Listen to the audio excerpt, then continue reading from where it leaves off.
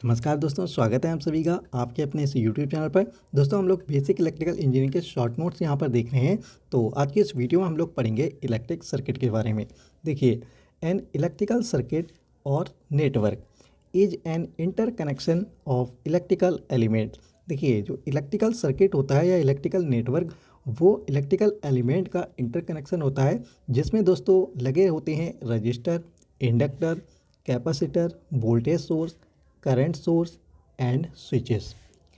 An electrical circuit is network consisting of a closed loop giving a written path for the current. देखिए, एक electrical circuit है, ठीक है, और अगर वह ओपन है तो दोस्तों उसमें जो है करंट फ्लो नहीं होगी। अगर उस सर्किट को हम क्लोज कर देते हैं तो उसमें करंट फ्लो होगी और वो एक रिटर्न पाथ प्रोवाइड होगा उसको। अब हम यहाँ पर बात करते हैं ओम्स लॉ की। देखिए, according to this law, Ohm's law के अनुसार the current flowing through the electric circuit is directly proportional to the potential difference across the circuit and inversely proportional to the resistance of the circuit. देखिए, Ohm's law के अनुसार electric circuit में flow होने वाली जो current है वो directly proportional होती है पोटेंशियल डिफरेंस के और इन्वर्सली प्रोपोर्शनल होती है रेजिस्टेंस के, provided the temperature remain constant. तो यहाँ पे दोस्तों एक कंडीशन ये है कि जो हमारा टेम्परेचर है वो कांस्टेंट होना चाहिए। तो हम इसे यहाँ पे लिख सकते हैं I is equal to B/R। Current की दोस्तों जो यूनिट होती है वो होती है एम्पियर। इसे हम यहाँ पे लिख सकते हैं B/I is equal to R। यहाँ पे दोस्तों ये जो R है वो कांस्टेंट है, जिसे हम बोलते हैं रेजिस्टेंस। चलिए अब हम बात करते हैं एक्टिव एलिमेंट की।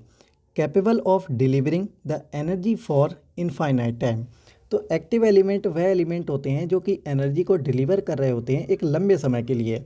एग्जाम्पल के लिए जैसे कि आपका current source, voltage source etcetera. Passive element क्या होते हैं? Not capable of delivering energy for infinite time.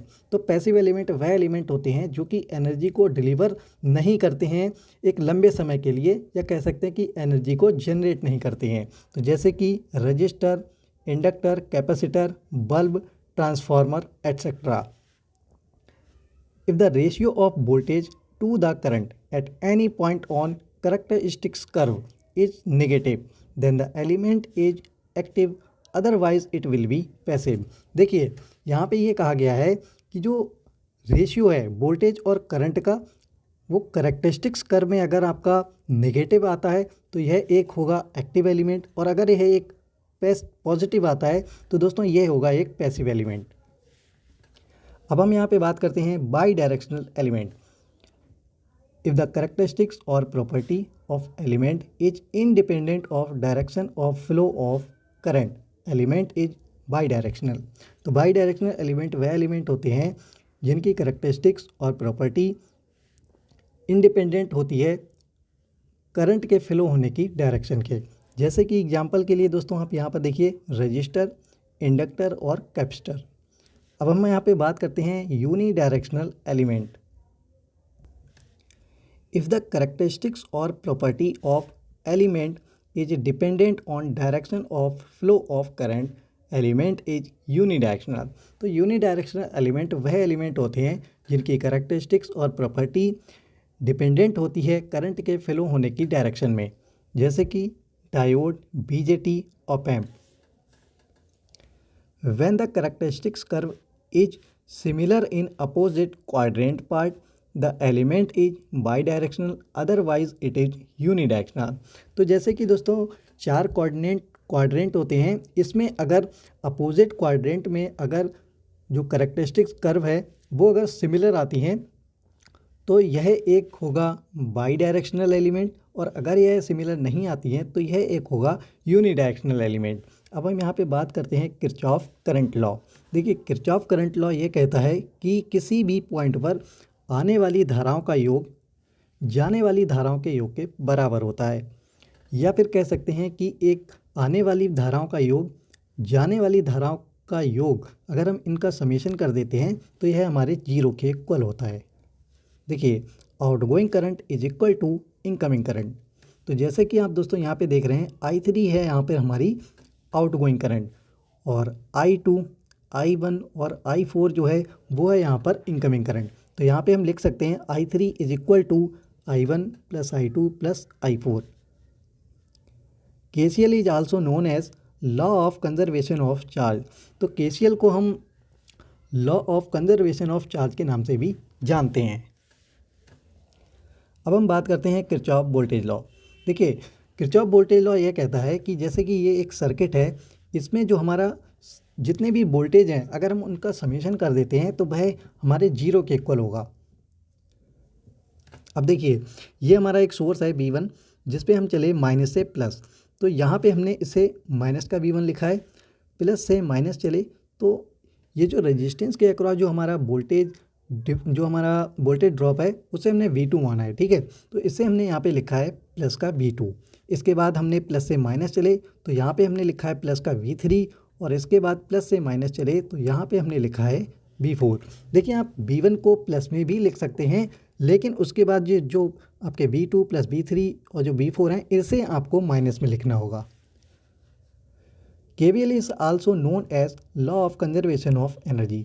तो KVL को हम law of conservation of energy के नाम से भी जानते हैं। चलिए, नेक्स्ट पॉइंट है आइडियल वोल्टेज सोर्स। देखिए, आइडियल वोल्टेज सोर्स का जो इंटरनल रेजिस्टेंस होता है वो जीरो होता है। प्रैक्टिकल वोल्टेज सोर्स, इसका इंटरनल रेजिस्टेंस जीरो के इक्वल नहीं होता है। आइडियल करंट सोर्स, इसका इंटरनल रेजिस्टेंस होता है इनफाइनाइट। प्रैक्टिकल करंट सोर्स, इसका इंटरनल रेजिस्टेंस इनफाइनाइट नहीं होता है। चलिए, अब हम बात करते हैं डिपेंडेंट सोर्स की। देखिए, अगर आपको कुछ इस तरह के आपको सोर्सेज दिखाई देते हैं सर्किट में तो यह होते हैं हमारे डिपेंडेंट सोर्स। तो अगर आपको इस तरह का अगर सोर्स दिखाई देता है तो इसे हम कहते हैं voltage control voltage source. Short form में इसे हम लिखते हैं VCVS। इस तरह के सोर्स के लिए हम बोलते हैं voltage control current source. Short form इसकी होती है VCVS। Current control control source, current controlled current source. इस तरह का दोस्तों जो सोर्स होता है उसे हम कहते हैं current controlled current source. Short form में हम इसे लिखते हैं CCCS। चलिए, अब हम बात करते हैं वोल्टेज डिवीज़न रूल की। देखिए, वोल्टेज डिवीज़न रूल हम कब लगाते हैं, जब हमारा सर्किट में कुछ इस तरह का दोस्तों सर्किट दिया होगा और ये जैसे कि ये रेजिस्टेंस R1 है और ये रेजिस्टेंस R2 है, इसके अक्रॉस वोल्टेज ड्रॉप पूछा हो। तो जैसे कि ये हमारा हो गया एक टोटल वोल्टेज, तो अगर हमें R1 के अक्रॉस वोल्टेज ड्रॉप निकालना है तो हम इसे लिखेंगे VR1 is equal to total voltage.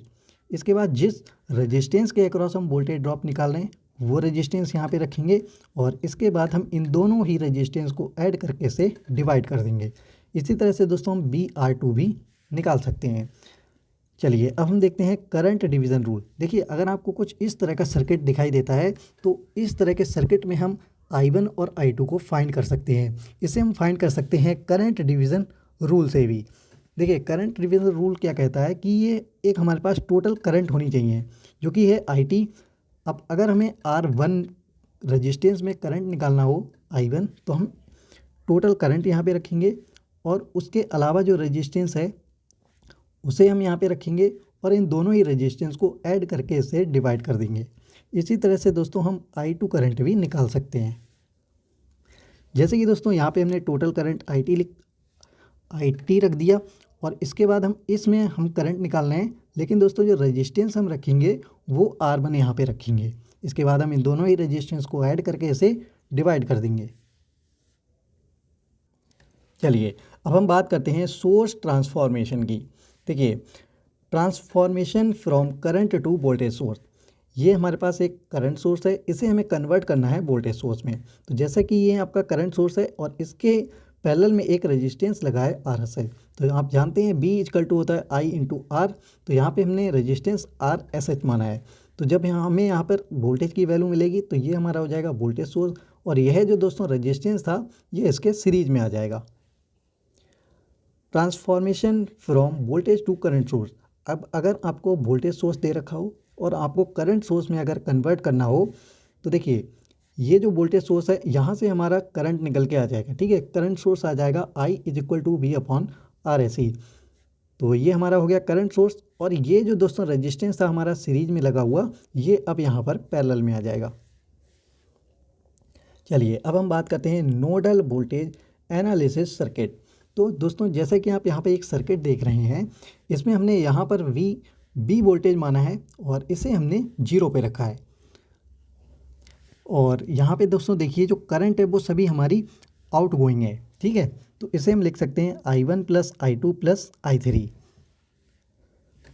अब I इक्वल टू होता है दोस्तों V/R। और दोस्तों आप लोगों ने पढ़ा होगा कि जो करंट हमारी फ्लो होती है वो हायर पोटेंशियल से लोअर पोटेंशियल की ओर फ्लो होती है। तो यहाँ पे दोस्तों अगर हम इस वाले में देखें तो V जो है वो हायर पोटेंशियल हो गया और V1 ये हमारा हो गया लोअर पोटेंशियल। तो हम यहाँ पे लिख सकते हैं VB माइनस V1/R1।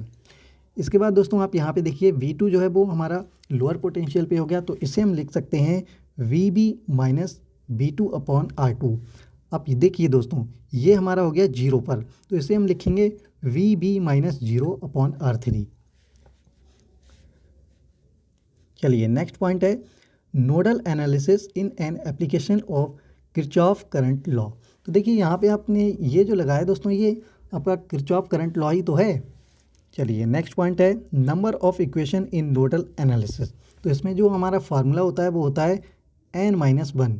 यहाँ पे दोस्तों जो n है वो है नंबर ऑफ नोड्स। चलिए अब हम बात करते हैं मैश करंट एनालिसिस सर्किट। तो दोस्तों यहाँ पे आप देखिएगा एक सर्किट है जिसमें एक यहाँ पे हमने KVL लगाया और यहाँ पर KVL लगाया है। देखिए अगर हम यहाँ पे देखें माइनस से प्लस चले तो हमने इसको V1 को जो है मैंने प्लस में लिखा है। इसके बाद दोस्तों इस R1 के अक्रॉस जो हमारा वोल्टेज ड्रॉप होगा वो दोस्तों होगा I1 इंटू R1। अब देखिए इस वाले दोस्तों ये जो है दोस्तों R2, इसमें हमारी दो करंट फ्लो हो रही हैं, एक I1 और एक I2। तो यहाँ पे हम लिखेंगे इसे I1 plus I2 into R2 is equal to 0। इसी तरह से दोस्तों हम लोग इसमें भी लगाएंगे। तो यहाँ पे हम माइनस से प्लस चलेंगे तो हमने लिखा है प्लस का V2। इसके बाद हमने R3 में जो करंट फ्लो हो रही है वो I2 हो रही है, तो इसे हम लिखेंगे I2 इंटू R3, जो कि दोस्तों हम माइनस में लिखेंगे, ठीक है। अब देखिए यहाँ पे जो करंट है वो हमारी I1 प्लस I2 फ्लो हो रही है और रेजिस्टेंस हमारा R2 है। Number of equation in mesh analysis. तो मैश एनालिसिस में जो हमारी नंबर ऑफ़ इक्वेशन होती हैं उसका फार्मूला होता है B माइनस ब्रैकेट n-1। यहाँ पे दोस्तों जो B है वो है नंबर ऑफ़ ब्रांच और n जो है वो है यहाँ पर नंबर ऑफ़ नोड।